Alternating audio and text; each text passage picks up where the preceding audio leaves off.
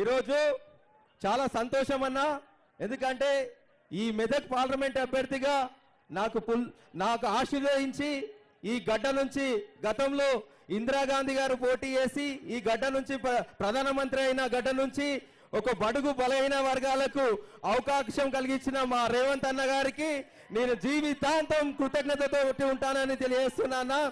అదేవిధంగా నాకు మా అక్క కొండా సురేఖ గారికి, అదేవిధంగా సిద్దిపేట ఇన్ఛార్జి పూజల హరికృష్ణ గారికి, కోదండరామ్ సార్ గారికి, అద్దంకి దయాకర్ అన్న గారికి, రోహిత్ గారికి, మెదక్ ఎమ్మెల్యే రోహిత్ గారికి, మైనంపల్లి హనుమంతన్న గారికి, నిర్మలా జగ్గారెడ్డి గారికి, రాజిరెడ్డి గారికి, మదన్ రెడ్డి గారికి, ఎలక్షన్ రెడ్డి గారికి, డిసిసి ప్రెసిడెంట్ అంజనేయులు గౌడ్ గారికి, ప్రతి ఒక్కరికి కాంగ్రెస్ పార్టీ కార్యకర్తలు, ఎన్ఎస్యు, యూత్ కాంగ్రెస్, మహిళా కాంగ్రెస్, అన్ని కాంగ్రెస్ కార్యకర్తలకు అందరికీ కూడా పేరు పేరున పాదాభివందనాలు. ఈరోజు చాలా సంతోషం. ఈరోజు మీ మధ్యలోకించి ఒక బడుగు బలైన వర్గాల బిడ్డకు, పేదింటి బిడ్డకు అన్న నన్ను ఆశీర్వదించి మీ ముందుకు పంపించిండు. అన్నకు ఒక సైనికులాగా పనిచేస్తా అని చెప్తున్నా.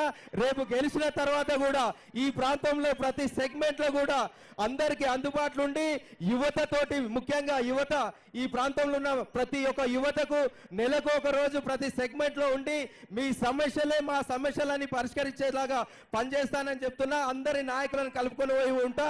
రాష్ట్రం నుంచి వచ్చే మా ప్రభుత్వం ప్రజాప్రభుత్వం, ప్రజాపాలన, మా నాన్న. ఎందుకంటే మీరు చూస్తుంటాం, ఇప్పుడు వస్తుంటే కూడా అన్న అంటే నేనున్నా అని పలికే అన్న రేవంత్ అన్న ఆధ్వర్యంలో ఈ ప్రాంతాన్ని అభివృద్ధి చేసే బాధ్యత మేము తీసుకుంటాం. అదేవిధంగా కేంద్ర నిధులు, రాష్ట్ర నిధులు తీసుకొచ్చి మీ అందరినీ అభివృద్ధి బాటలు తీసుకోవతామని తెలియజేస్తున్నా. ఎందుకంటే ఈరోజు బీఆర్ఎస్ క్యాండిడేట్ ఉన్నాడు, వెంకటరామరెడ్డి ఉన్నాడు. ఆయన ఎవరికైనా అందుబాటులో ఉంటాడా? కానీ నీలమ్మధు ఎప్పుడు పేదల ప్రజల్లో ఉంటాడు, ఎప్పుడు అందుబాటులో ఉంటాడు, మిమ్మల్ని కలుపుకోయే వ్యక్తిలాగా ఉంటాడని తెలియజేస్తున్నా. జై కాంగ్రెస్, జై కాంగ్రెస్. రేవంత్ అన్న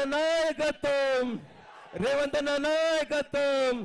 కేసీఆర్ ఫామ్ హౌస్ లో ఇంకా 2 పెగ్గులు ఎక్కువ తాగాలి. జై రేవంత్ అన్న, జై రేవంత్ అన్న, జై రేవంత్ అన్న. చేతి గుర్తుకే.